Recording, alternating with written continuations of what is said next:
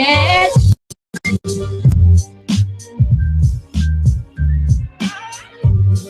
a spell on you.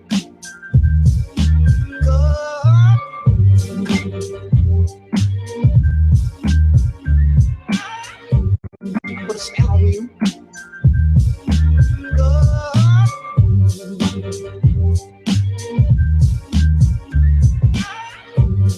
Put a spell on you.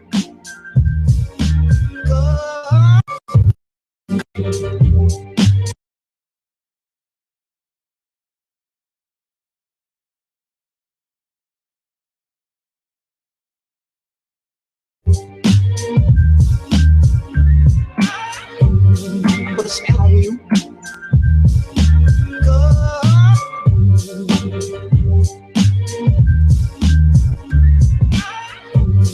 Put a spell on you.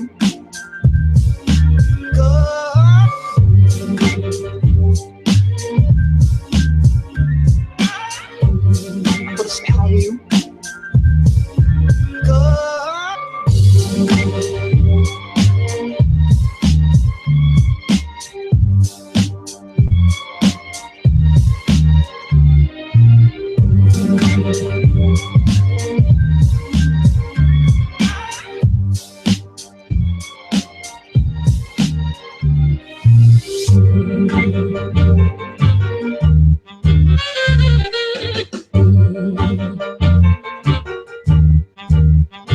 Yes.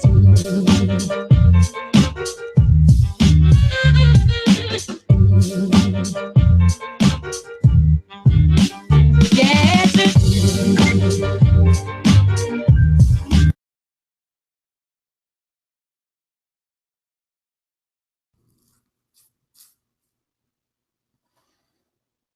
How we doing, everybody? Today's show is brought to you by airlinegeeks.com.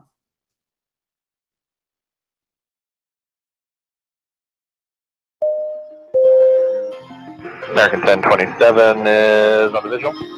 American 1027 on the tower, wind 250 and 17, depth 23, flying in air 3 mile final, runway 18 right, clear to land. Clear to land 18 right, American 1027.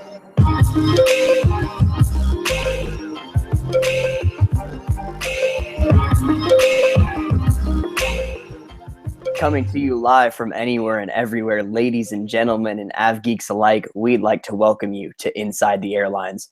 My name is Parker, and I'm a senior writer at airlinegeeks.com. I've been writing for the site since last August and have been doing aviation photography for the last 2 years. And my name is Tyler. I'm a 6-year airline employee with experience in everything from baggage handling to customer service ticketing agent, flight attendant, and internal training operations. Tell you what, folks, we've got a great show coming up for you today, including a look at the inside life of a flight attendant, aka me, and what it's like being a part of cabin crew, funny stories from the viewpoint of those who serve you and keep you safe on the airlines. We're also going to take an in-depth look at some of this week's trending stories in the airline world and what that means to you. What that means to you. Mr. Parker, what's going on? How you been today? Ooh, I've been good today. Lost power last night, but we got it back, and that was now we're crazy. live. So for those of you who are regular listeners to our show, we usually do this on Saturday nights at 9:30, but we got together a little bit before, like we always do, to do some rehearsals and some last minute, show prep. And all of a sudden you lose your power, my sound stops working. And by the time that showtime came around, there was really nothing we could do. No, but hey, it's back today and we're live. Yeah, you know what it was is we talked so much crap about British Airways on our last episode that it came back to bite us. That's what it really came down to. We had our own tech mishap. Yeah, oh well. But hey, somebody's missing today. Where's our normal host, Mr. Ryan? He's over in Tokyo, Japan. What's going on with that? Hey, the beauties of being out of school. The beauties of being out of school. It's summertime for Mr. Ryan, and he's living the dream with his dad over in Tokyo. He got to take a Dreamliner over there, which is dope. Took American from Chicago, right? That's right. And then he gets to take a Dreamliner back. I mean, can you ask for anything better? Yeah, and in business class. I mean, come on. I'm sitting here at home, in my living room, and he's living the dream in Tokyo. So good for him. Good for him. We miss you, Ryan. We miss you so much, buddy. We miss you. Anyways, but yeah, we're going to do some fun stuff today. We're going to be talking about what it's like I said before, what it's like to be a flight attendant and all that kind of stuff. But we did say that we have some cool news stories for you. But in addition to that, we're going to be plugging Aviation Day, which we talked a lot in depth on our previous episode. So make sure you check us out. We're on iTunes. You can check us out our RSS feeds. That's Inside the Airlines, as well as youtube.com. Inside the Airlines as well is what you can search for. But, make sure to check out last week's episode once again, where we went in depth about Aviation Day. We'll plug that a little bit. But you're going to be there in Dallas. I'll probably be joining you in Dallas as well. And Ryan said he'll be either in Dallas the night before and then up in Washington, D.C. a little bit after that, which is going to be awesome. So, have you done any plane spotting, by the way, Mr. Dallas Fort Worth spotter this week? Have you done any plane spotting? This week, unfortunately, no. But we're hoping to get out to the airport a little bit this upcoming week. Find a free afternoon and hopefully you can go catch that new Astro jet. Oh my gosh, I really hope I get the chance to see that. Just came out of the hangar today. Just out of paint today. Go check out Ryan, our other co-host, Flying High Ryan. He just retweeted a picture of it. It looks sweet, actually. It looks really good. It looks like they made it similar, if not an exact copy of the last one, just a little cleaner. I tell you, I was sad to see it go, but it's great to have it back. Now, my question is I can hardly tell from the picture, but did they get it down to the aluminum, or is it just a paint? I can never tell. That's something you'd have to ask somebody who knows a little more than I do. Oh gosh, yeah, we'll have to go check that out. But that looks awesome. I'm so super excited about that. Then we're talking about the American Airlines Astrojet 737, which they took away from us airline nerds, and they stripped it and they gave it a new paint job, and now they brought it back though. Yeah. So that's cool. But we were talking a little bit before the show about your plane spotting. For those who don't know, Mr. Parker is an ultra famous plane spotter on Instagram, Dallas Fort Worth spotter. You want to check him out. That's all one username, Dallas Fort Worth spotter, all spelled out. Go check him out. But we were talking about what it's like to do some plane spotting in Dallas Fort Worth. And my question to you, and I said, let's save this for the podcast, is have you ever gotten in trouble? Because I know that they can be kind of sticklers, especially with, quote unquote, security concerns and things like that. So, they have Founders Plaza, which is where, you're always invited to come out, enjoy maybe lunch, take some pictures, have a good time. But if you're ever taking pictures somewhere they don't want you, which I'll be honest, has happened before. The police are, they'll come up to you. They're always so nice about it, though. They'll make sure, you know how to get to Founders Plaza, but, then they'll send you on your way, safety and all that. It's it's a big deal in the airline industry. So they really don't like you taking pictures anywhere other than Founders Plaza? I think ideally everybody is just taking pictures at Founders Plaza, but there are places where they're open to it. There's on the south end of the airport, there's another little field that I've seen them. They give me a wave there. They don't seem to have a problem with me being there, but I think in a perfect world, everybody stays up at Founders Plaza. In a perfect world, yeah. But you've gotten some pretty cool pictures that I've seen, at least on your Instagram, that don't appear to be at Founders Plaza. So clearly you're a rebel, and we're turning you in, and this whole podcast is a setup, and I'm calling the police. So. Oh, don't do that. Don't do that to me. We had to do it. But anyways, so plane spotters out there, I know there's like that, there's like a Facebook group or something, or maybe it's a Twitter, I don't know, but it's like photography is not a crime, and it's all about plane spotters or something. Mm-hmm. They're pretty vocal. Are you a part of that group? No, but I've seen stuff like, let me tell you, it's as you said, a very vocal group, and they're very passionate loyal about it. They're passionate about it. Yeah. They're loyal to each other. They're gonna go. What were they doing in London? Gosh, not even like a year ago or something, where they're, protesting more construction of runways or something. They're out there laying down on the runway. That's probably what they think that they're doing or something. Who knows? Anyways, we got to get to today's headlines. We've got a lot to talk about today. Today's headlines, we've got the first one is this thing that we've been seeing a trend, and it's airlines just looking. Okay, so now that airlines are in this phase that they're in right now, where everybody's making money and times are great, and we're in this honeymoon phase. Airlines are looking, ways to enhance customer experience. And one airline, JetBlue in the United States on the East Coast, is ramping that up by using biometric screening.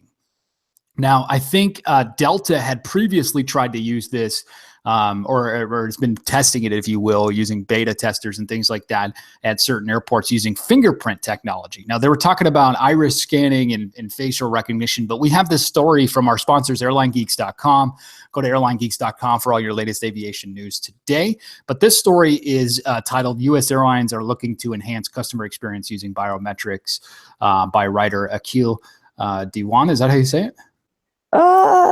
You'd have to check with him, but Okay, I'll check. Well, yeah, we'll check. Kill. Sorry if I butchered your name, buddy. Anyways, so Atlanta-based Delta Airlines and New York-based JetBlue have announced that they'll start using biometric boarding at select airports in the United States. This move comes in an effort to continue with industry trends to increase security while building on the customer experience. So at Washington National, Delta started to allow some members of its Sky Miles loyalty program to access the Sky Club, use the lounges basically using their fingerprints.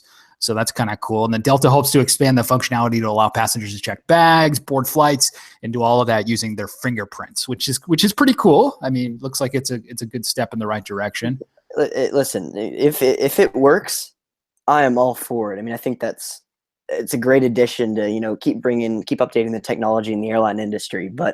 But do you really want, airlines having your fingerprint? I don't know. So that's where the conversation comes in. But so they're rapidly moving towards, so Delta chief operation, the COO of Delta says this, we're rapidly moving toward a day when your fingerprint, iris, or face will become the only ID you need for any number of transactions throughout a given day. Now that scares a lot of people. It really does. I mean, there's a lot of conspiracy theorists out there. There's a lot of people who are afraid of, these type of things. I mean, what are your thoughts on this? We're a little bit separated in generations, not by too much, but we're a part of the same generation, but we're a little bit separated by age. So I'm curious to know what your group of friends or family even thinks about these type of things. Let me tell you that I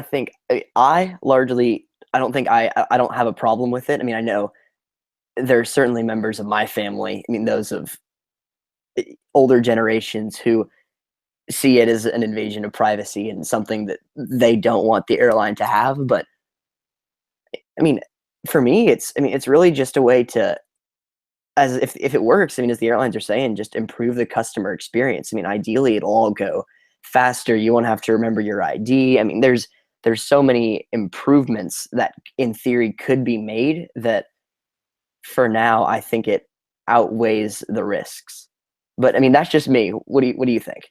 Well, I'm kind of on the fence about it. I mean, I'm a type of person who doesn't necessarily want everybody knowing everything about me, which is kind of ironic because social media, especially, and everything, how many times do we have to make a username and password for something, anything that we use. So in today's day and age, it's really hard to stay secure, I guess you could say. So I'm the type of person who doesn't really want everybody, but at the same time, I'm working for an airline, so most of my information is already known, especially with the FAA. I mean, I'm a certified professional flight attendant, so I've got an FAA license to be a flight attendant, and they know everything there is to know about me. So the story goes on, and it says in a similar move that JetBlue, so Delta's doing the fingerprint thing, and JetBlue is going to start testing facial recognition technology on passengers flying from Boston to Aruba. And they're going to work with U.S.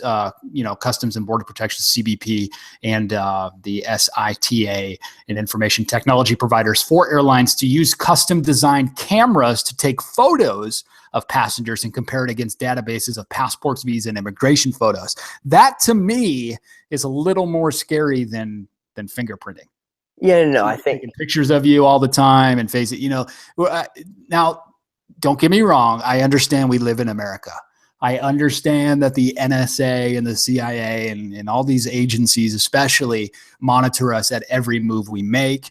And I understand that there's traffic cameras and things like that. But the fact that you just to get somewhere, you got to get your face scanned is a little off-putting.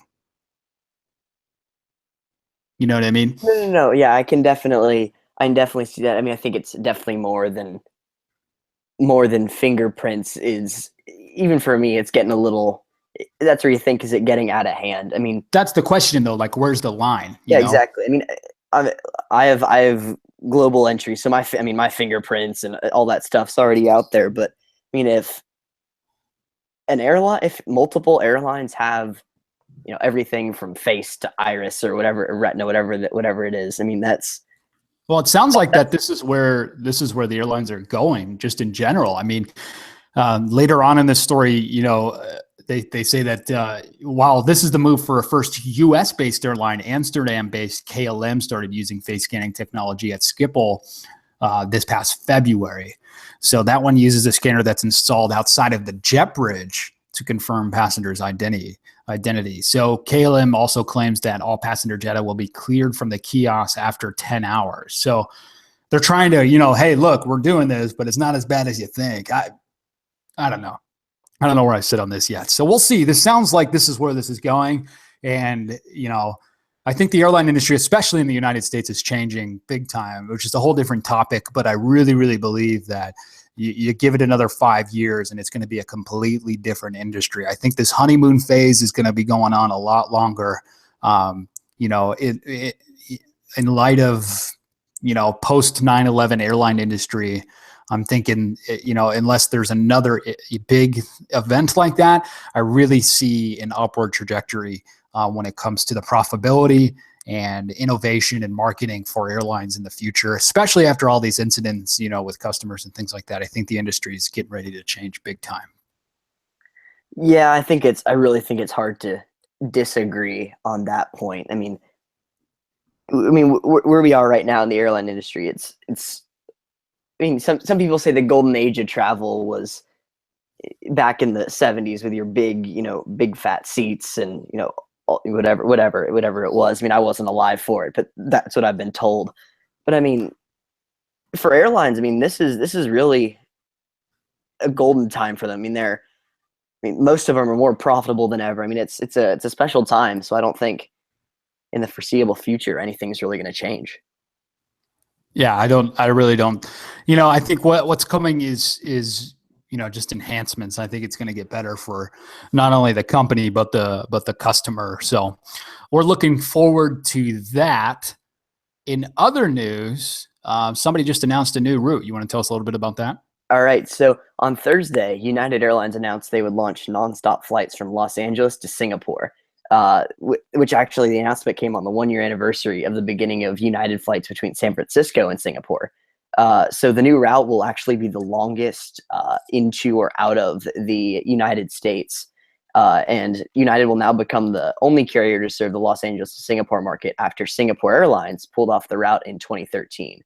So this route may not seem like much at first glance, but this is definitely something. I mean, it seems like this United Singapore Airlines relationship is starting to turn into a rivalry of sorts. So Tyler, first, as a flight attendant, what do you think of the 18-hour flight time?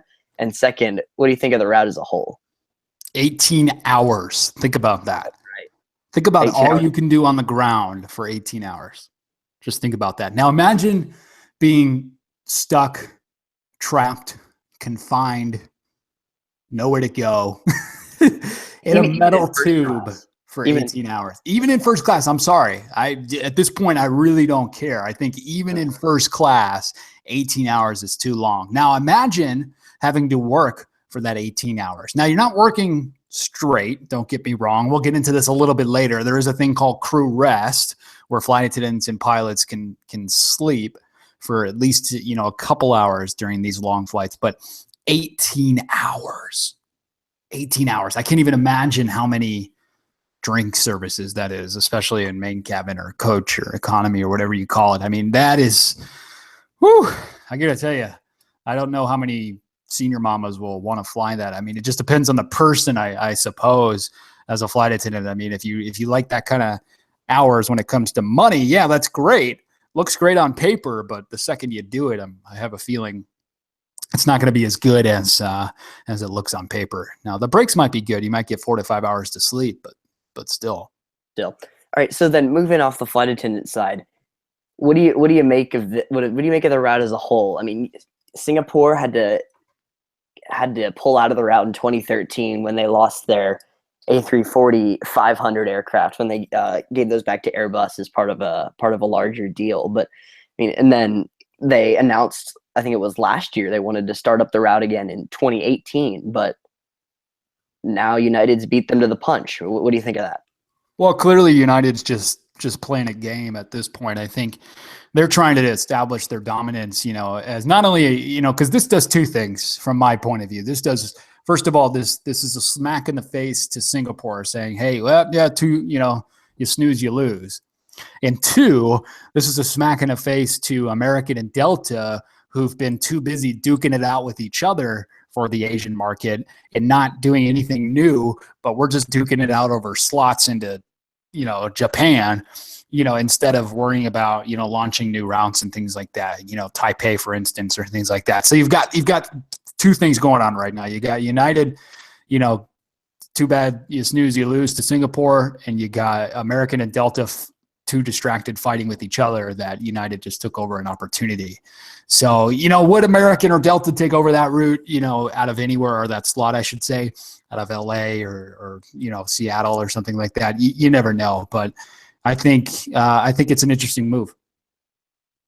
Yeah, I'm really excited. I'm honestly excited to see if Singapore tries to respond early, because this happened with their San Francisco flight. I mean, United announced, and then a couple months later, Singapore. What aircraft do you think Singapore would use?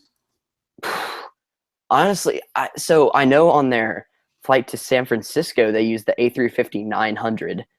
I don't know if I'm not sure on the range. I mean, I would guess it could make this 300 miles, but I'm not sure. And then, yeah, I don't know if I also don't know if they're tied up on other routes for now. I mean, so United's using the 787-9, but yeah, I was going to say the 787-900 seems like the perfect aircraft for that route. I mean, the range alone is excellent. Yeah, and it's also not too big. You're not trying to fill too many seats. Exactly. It's great. United I think it's a great move to jump on that route, especially if they can build a customer base before Singapore Airlines tries to get back on in 2018. I agree. It'll be interesting to see what happens there. So we'll see how that goes, but for sure. But so we were talking a little bit about this before, but we wanted to kind of get into the world of flight attendants. There's been, since we began this show, 3 or 4 weeks ago, there's been a lot of questions that we've gotten, through Twitter or through other things about the world of flight attendants. There's so many podcasts and so many media sources and interviews and things like that out there, for pilots, which is great. I mean, being a pilot, that profession is prestigious. It's an amazing job, but you don't really see the flight attendant side of it or the cabin crew side of it. So we wanted to kind of dive in a little bit, and we were talking to a lot of different flight attendants, and of course, I'm a flight attendant myself. So just using myself and my experience as something to bounce off of. I know that you had some questions, Parker, and some other people had some questions. So I'm here for you for the next 30 minutes or so, and we're going to talk a little bit about what it's like to be a flight attendant, how to become a flight attendant, and the history of flight attendants and things like that. So just real quick, going back and given the history of flight attendants, you think back all the way to when air travel really started ramping up, even way before, I'm talking way before the jet age, we're talking, right after air travel really started to ramp up, and flight attendants, they actually started it out as nurses. So you had to be a nurse to be a flight attendant. And that was the primary, function of the flight attendant. There wasn't even too much meal service or anything going on. But then as the jet age came along, the glamour of being a flight attendant, this was even before males could be flight attendants. The glamour of it all, kind of took over. And that's when the big boom happened. And during that time, there was actually one flight attendant who is still flying today, believe it or not, who works for American Airlines, previously a few other airlines, and most recently U.S. Airways, which of course merged with American. And she's very famous. You might even know who she is. Her name is Betty Nash. So Miss Betty Nash is, I believe at this point in time, she's got to be 81 or 82. But at the time this little story was recorded, she was 80 years old. And here's a little look inside the life of a flight attendant who, just to give you some perspective, a little look inside of the life of this flight attendant, who's been around through it all. She's seen every part of it, and this is kind of her outlook on life. So this is Betty Nash's story, and this is from CNN.com.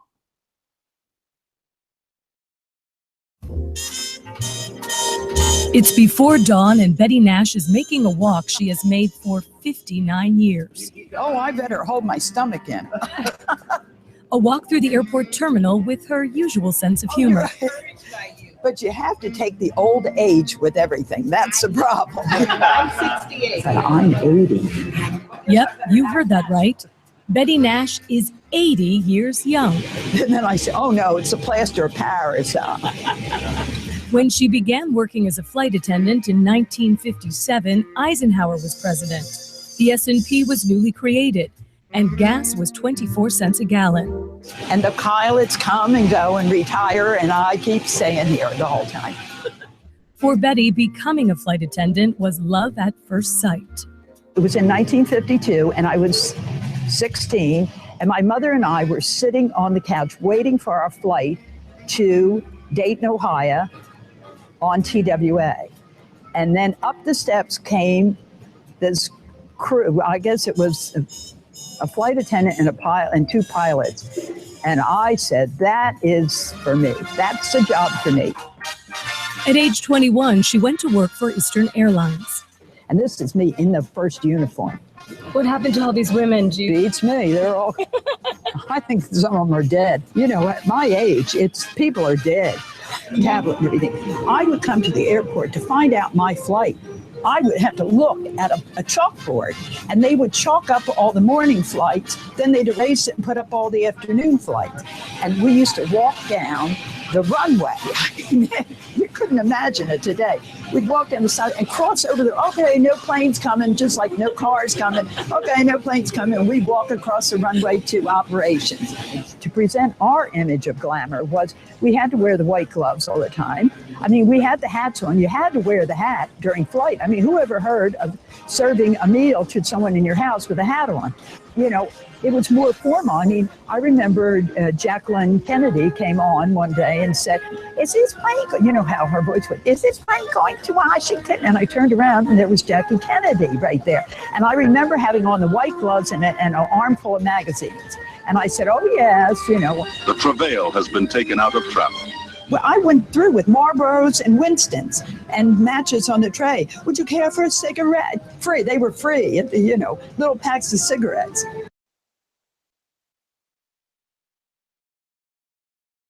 But that's Betty. We love Betty Nash. She's got really an interesting story if you ever get a chance to meet her or talk to her. She normally flies out of DC. She usually just does a turn. What a turn is she just goes out and back, usually a couple days a week. But she's still kicking, she's still rocking, she's having a good time, and she's so spunky, and she loves her job, and she loves everything about it. I've had the amazing opportunity to speak with her on a few occasions, and she's just as great as she was in that interview as she is in person. So we love Betty. But going back to it, I mean, that's the history of flight attendants. I mean, everything that she got to witness. I mean, from the, carving steaks in the aisle to, all women and all young women who couldn't even be married, and just so many cool things in the past, and what's going on during the jet age and things like that. But you look at how it is today, and it's so different. And you've got people like me, a young straight male working as a flight attendant, it's like now I've become, and as if I always were, but I've become, the minority of demographics working this job. But it's expanding every day, and every day there's a new person working, young to old, any race, any religion, any orientation working this job. And I tell you, the reason is because it really is, even to this day, still such a great job. So I know there were some questions that we had brought up before. And Parker, if you want to go ahead and ask, I'm here for you for the next 30 minutes or so. All right. Well, so given that this last Wednesday was a Flight Attendant Appreciation Day, if I'm not mistaken, we didn't think we could get. I didn't think we could get through our podcast without talking about the best and the worst with our in-house flight attendant, Tyler. So, Tyler, real quickly, give us a little bit of your background. You said you've been in the airline industry for 6 years, right? Yeah, that's right. How much of that is? How much of that is as a flight attendant?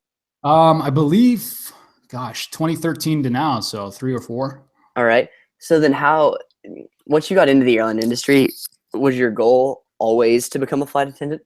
No, never. I never wanted to be a flight attendant. I never once thought, hey, I'll go be a flight attendant.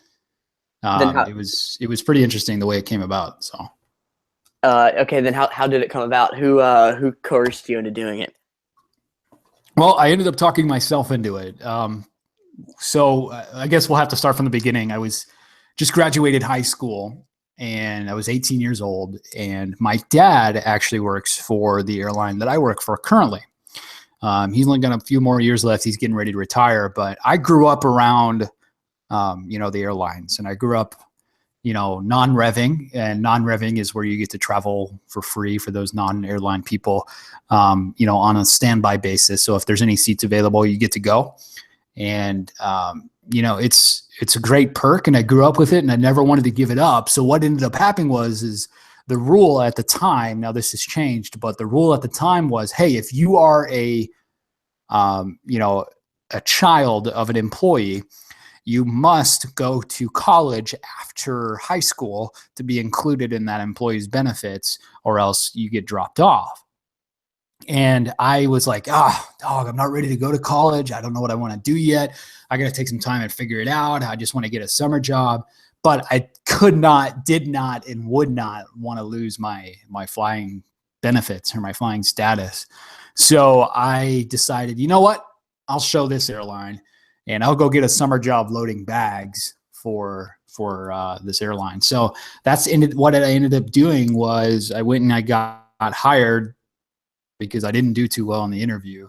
And I got hired by this airline, and I was basically just on the ramp, loading bags, marshaling planes, dumping lavs, pulling up in the poop truck, hooking up the valve, and draining all the waste from the airplane. It was a really glamorous job, and I was making minimum wage and having a good time doing it. So that was up in Milwaukee. That was up in Milwaukee, Wisconsin, and I was having a great time, actually. I mean, I was 18 years old. It didn't matter. It was just a fun summer gig, but I got to keep my benefits. Shortly after that, I went down to training. It's a small station in Milwaukee for my airline. So a small station means you have to get cross-trained. Cross-trained means you do pretty much everything. So everything from ticketing to check-in to making claims for lost bags, to the gate agent, to the ramp. You have to be trained in all of it. So after my probationary period was up, and the probationary period is your first 6 months, where you're technically being evaluated almost every day to make sure you're a right fit for the job. After that was up, I got sent down to the headquarters of my airline, and I learned how to use the reservation system, and how to ticket, and how to board people and check in people and things like that. And that was a 2 weeks of training. And then I came back for another additional 2 weeks of on the job training. So I learned how to be a gate agent, and I really enjoyed it. So I went inside for the majority of the rest of my time there in Milwaukee, and things started getting really bad. My airline went through bankruptcy, and we lost pretty much all the pay, and we went right back to minimum wage, because as you go, you start earning more pay. But I lost some of my pay, and I lost like a chunk of vacation and benefits, and a lot of things started getting cut.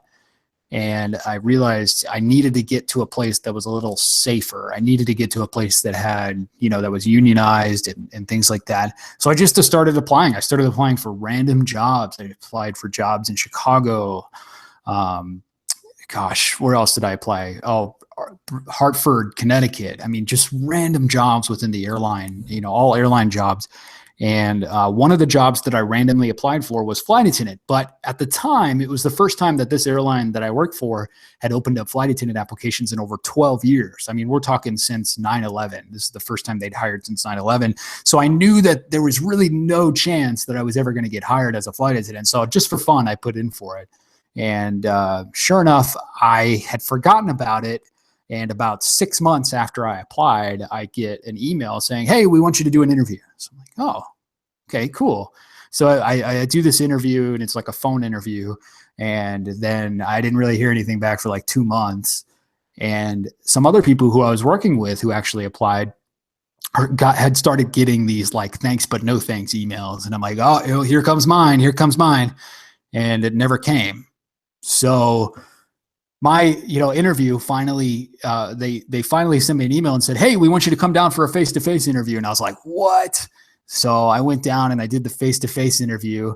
And less than 2 weeks later, I was moving down to the headquarters of my airline and going to 8.5 weeks of flight attendant training. So that's how I ended up being a flight attendant. It was actually just random. It was on a whim. I never planned for it. So, hey, it's some of the best journeys are those you don't plan for. That's the truth. That is for sure the truth. But yeah, that's how I got this job. All right. So I know that over you said 4 years now, you've done both a lot of domestic and international travel. Which is your favorite?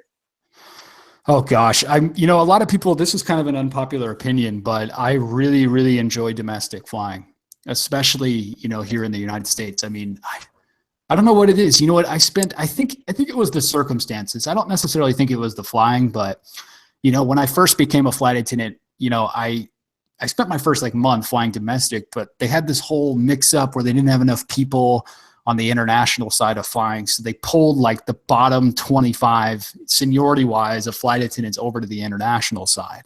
So I got pulled over to the international side. And I did a lot of international flying. Now, I was on reserve, which is like being on call. And I was on call for a lot of these international flights in New York City. Now, keep in mind, at the time, I was living in Milwaukee. So, and my girlfriend was moving down to Phoenix. So I was commuting from both Phoenix and Milwaukee to New York City. I was based at Kennedy at the time. So I had a crash pad up there, and a crash pad is a place where a bunch of usually airline crew members live for a very cheap price. It's highly illegal, but everybody does it in New York because it's way too expensive to live on your own there. And I was living in this crash pad and paying $150, which I could not afford. $150 a month, just to sleep. Have a place to sleep when I was not working. So I was on call there for most of the time, and I got called out to some amazing places. I mean, I went to Rio de Janeiro multiple times. I went to Sao Paulo multiple times, Buenos Aires, London more times than I can count, Barcelona, Dublin, Manchester, oh my gosh, Rome, Milan. I went to so many amazing places. I never made it over to Asia, but I went up and down, South America and all over Europe. So I'm definitely blessed to have those opportunities. But, in the flight attendant world, there are two types of flight attendants. I want to fly international all the time, and I hate international. I want to be on domestic all the time. I don't really hate international, but I definitely do not prefer it. It's just a lot of work, and it's exhausting, and the jet lag, and your layovers are usually fairly short in compared to most people who are going on trips to these places. So, I mean, it's just a lot of go, go, go. And I like that, but as I'm getting older, I'm becoming more chill. And I've realized that it's a lot more fun to do a crappy trip, a really bad trip with a very junior crew who likes to have fun than it is to do an amazing trip with a very senior crew who likes to sleep and shop, and that's it, Unless, of course, maybe it's Betty Nash. Unless it's Betty Nash. We love Betty. We love Betty over here. Yeah. All right. So since you've done both domestic and international, you've definitely worked a large variety of aircraft. So of all of the aircraft you've had the chance to work, which is your favorite? Oh gosh, that's a good question. You know what? I am a diehard sucker for the Super 80, the Mad Dog, the MD 82 and 83. And, I love that airplane. I would say that's my favorite airplane, but Screech, hold the wheel here. I think my actual favorite airplane to work would be first class on the Boeing 757. Reason being, it's a weird answer, the galley. So the galley in that first class is massive, and there's so much room, and you can do everything you need to do, and you got multiple ovens, and you don't have to worry about anything. And there's just room for you to work in there, which I love. So. All right, cool. So I mean, as a flight attendant, you definitely have your ups and your downs. So what is the biggest challenge you've ever had to face? I mean, in your time with the airline. I think the biggest challenge is not the trips. It's not actually when you're clocked in. It's when you start out. Starting out as a flight attendant is very, very hard. Your pay is not that great. You're usually in an unfamiliar city, and you just have to make it work. And you're on call. You know, at most airlines, you start out on call on what is called reserve. So I think that's the hardest part for sure. I mean, living in New York with hardly any money to my name, spending money on rent at back home, and spending money on rent on a crash pad, and having to find money to eat. And, you know, there were times where before I had a crash pad, my first month or two, where I just had to come in the night before and sleep in the airport, you know, and that's the reality. A lot of people don't realize that, you know, as a traveling crew member, when you start out, like that's 99% of all crew members, unless you get based at home by some miracle, you know, or move directly to your base, you have to live the life of a commuter where you're taking sink showers, and you're sleeping on couches in the crew lounge areas, and you're, you know, having to, you know, iron your clothes the night before and hang them up on your suitcase, and, you know, change and brush your teeth in bathrooms and things like that. I lived that life in New York for my first couple months. It was not fun. It was not fun, but it was the trade-off, because if you look at where I am today, you know, I'm able to do a lot of things with this job that I would have never thought that I could have done. So that's definitely the biggest challenge, is just starting out. All right, cool. So what would you say is the craziest trip you've ever taken as a flight attendant? I mean, that can be crazy good, crazy bad, or just plain crazy. What would you say to that? Oh gosh, I'm gonna have to think about this one for a minute. Crazy, gosh, I'm trying to define crazy, like you said. Is it good? Is it bad? I don't know. I'm thinking. Oh, okay. Here's a good one. I was flying to London, and going over. We actually had two medical emergencies.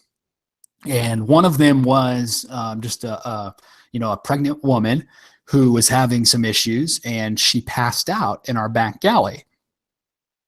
So we had to give her oxygen and help her out and things like that. And then a couple hours later, we had another woman, an older woman, who started having a seizure and foaming at the mouth. And it was like this whole crazy thing was going on. And keep in mind, I'm pretty junior at this time, so I'm like trying to help. I'm kind of freaking out. I'm not sure what to do. You know, the whole crew is working together really well. There's 12 of us on this 777 going to London, and we're doing our best, and we're helping these two people out, and they're kind of going on at the same time, even though they were spread out a couple hours. So that was going on. Then the flight landed. Everything was cool, and on the way back, we had kind of an uneventful flight. There was nothing really that went on. But when we landed, we had some people that were like, hey, we need you, you, and you. And they took the three flight attendants who were working up in first class. So it was myself and two other ladies. And they took us up to the operations area, and they wouldn't tell us what was going on, but they like basically forced us up there. They sat us down in a room individually, and they said, yeah, one moment, please. And they kind of pressed a button on this speakerphone, and on this speakerphone is this lady, and she goes, hi, this is Cindy with the Centers for Disease Control. Now, we don't want you to freak out, but unfortunately, we've had someone who that we know was on your flight with Middle Eastern respiratory syndrome, which is highly contagious, and it's going around right now. So we need to get y'all quarantined and tested. And I was like, what? So they pulled all three of us, and they quarantined us, which basically didn't really mean anything, but they they made us hang out for like 5 or 6 hours until we got tested. Now we of course tested negative to it, which was great, but it's called MERS, Middle Eastern Respiratory Syndrome, and this was going around.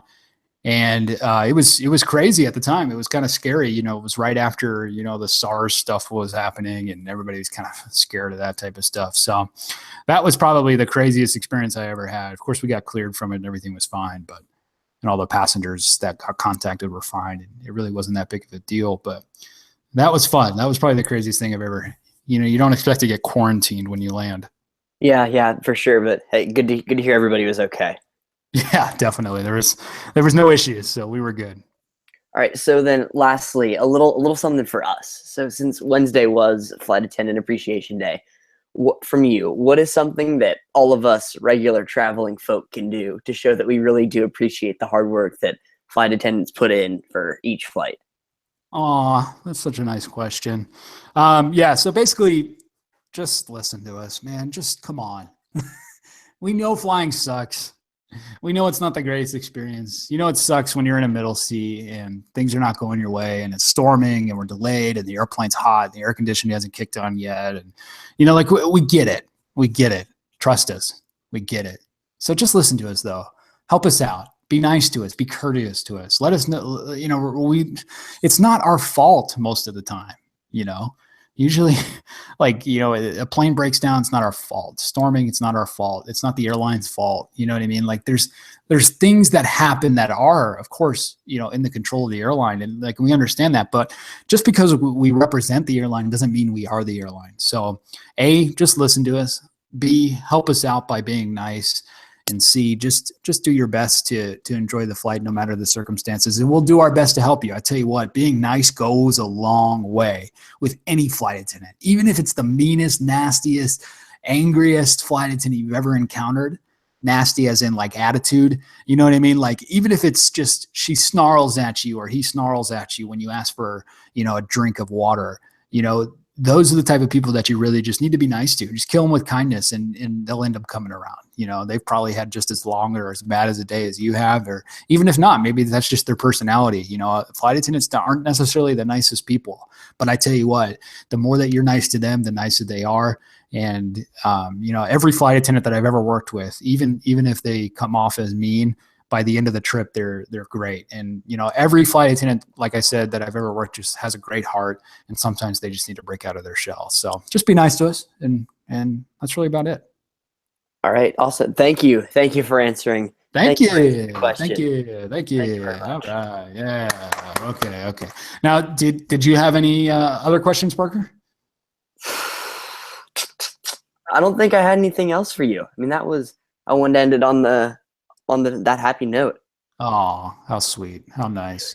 Yeah, if you have any more questions for myself or any other flight attendants, go ahead and tweet us at Airline Podcast or at Airline Geeks, and we'll be happy to answer those. And if you ever see Tyler in the sky, give him a big bear hug. Yeah, we all love. No, don't do that. Seriously. Just kidding. Speaking of bear hugs, we're going to give Mr. Ryan a bear hug for setting up Aviation Day. Aviation Day. We love it. Coming up Friday, August 18th, 2017. We talked about it a little bit in this episode as well in our last episode, but brought to you by AirlineGeeks.com. Aviation Day in partnership with American Airlines is the world's largest, I don't know if that's true, the world's largest gathering of aviation and airline enthusiasts. I'm talking every hub, every major city for American Airlines is going to have a giant bang, shebang party. Well, maybe not every city. Check the details, fine print, blah, blah, blah, blah. AirlineGeeks.com for more information. But seriously, check this out. This is going to be great. We're all going to be hanging out. Parker and myself are going to be in Dallas, Fort Worth, hanging out at the Flight Academy as well as the airport, right? Is that what's going on? Yep. C.R. Smith Museum, maybe, right? That's a big maybe. Especially in Dallas, C.R. Smith Museum the night before. Even if you couldn't get tickets, come out. Apparently you got to go down to the archives last year. I'm sad I missed it, but I'm excited to go this year. Yes, we're going to try it again. So you got to get your tickets. More information is, I'm assuming, is going to be on airlinegeeks.com. Yes, I'd check the website, our Twitter, Facebook. It'll all be out there. Yes, that'll be great. So check those out, but tickets do go fast for this. I'm telling you, it's free, but that's why tickets go fast. It's extremely free. There's limited spots, but you're going to get an inside look at the way American Airlines operates. Everything from the tower planners who are controlling, the operations of the airlines to, flight attendants and their things that they've got going on, pilots, gate agents, rampers, the whole shebang, mechanics. It's all going to be great. It's an inside look at the world's largest airline. This is going to be your chance to check it out. So make sure you definitely stay tuned to airlinegeeks.com, at airlinegeeks.twitter, and we'll keep you updated on Inside the Airlines as well. I seriously could not be more excited for this. I'm going to be there in flight attendant uniform, most likely the night before at C.R. Smith Museum in Dallas-Fort Worth, and then also in Dallas-Fort Worth, we're going to be hanging out at the Flight Academy the next day. So big shout out to American Airlines, big shout out to their social media and marketing team, and a big shout out to, of course, Ryan, Parker, and the whole team at airlinegeeks.com. We seriously could not be more excited for this. Listen, it's something special. I mean, anytime you get a chance to go airside, I think you have to jump at it. I'm so excited to be able to have a spot this year. So this is the second annual Aviation Day. Is that correct? Yeah, they happened last year on a National Aviation Day. I think, last year, because National Aviation Day is the 19th, but that happened to be a Friday last year. But this year they're keeping it on a Friday, so they're putting it the day before. But I didn't have the chance to go last year. I joined the team right before the big day, so I couldn't get a ticket. And I feel like I missed out. I am so excited for this year. It's going to be great. It's going to be fantastic. Last year, I mean, Ryan, they really kicked it off with a bang. Hats off to Ryan and his whole Airline Geeks team. I mean, these guys, I'm not kidding. They had, they were at the Wall Street, right? They were at the stock exchange for that? At NASDAQ, right? At NASDAQ, yes. Mm-hmm. They were at NASDAQ. They had an amazing banner that went up in Times Square, the whole 9 yards. Aviation Day is a big deal. And the fact that airlinegeeks.com and American Airlines jointly get to sponsor this is just fantastic. And we're so excited to be a part of that team. Listen, I can hardly sleep already. I don't think I'll be able to sleep the night before. Exactly. That's going to be Friday, August 18th, 2017, one day before the coveted Aviation Day. Or the real National Aviation Day. This is Aviation Day from airlinegeeks.com. So, hey, you know what, dude? It was a good episode, even without Ryan. I got to tell you. Listen, maybe we should try it again without Ryan sometime if he wants to take another trip. We can. Yeah. How about let's put him on a permanent vacation, and we'll just make our own podcast. All right, hey, let's do it. Let's do it. Oh man, dude, you know what? I'm so excited. This is episode number 3 for us, and we're doing. think we're doing pretty well. I mean, I'm enjoying this. It's a lot of fun to hang out with you guys and talk to you guys and spread the love of airlines and aviation and things like that. So, listen, it's been great. I'm glad after I came on the first episode, you guys will let me stick around because it's a fun time these Saturday, Sunday nights. I mean, definitely with power or without power. With or without power. Yesterday was a nightmare. Oh man, seriously guys, check us out anytime. This has been Inside the Airlines. We're so glad that you joined Parker and I. Ryan should be back next weekend once he gets back from his leisurely trip to Tokyo. And we'll have more exciting news from Inside the Airline. Stay tuned to our Twitter. We're going to let you know what next week's episode is going to be all about. We should have another great interview for you next week. We're excited about that. And stay tuned to @Airline Podcast, @Airline Geeks, and as well as airlinegeeks.com. This has been Inside the Airlines. That's really about it. We don't have anything else to plug, do we? I think that's it. No, thank you all for joining us tonight. Yes, thank you. And our thoughts and our prayers, of course, go out to everybody over in the UK if you're listening from there.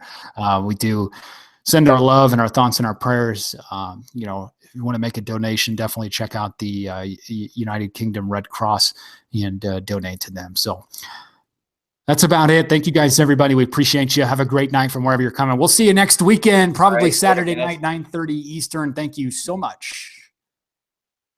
Thanks, Parker. Thank you, Tyler. See y'all later.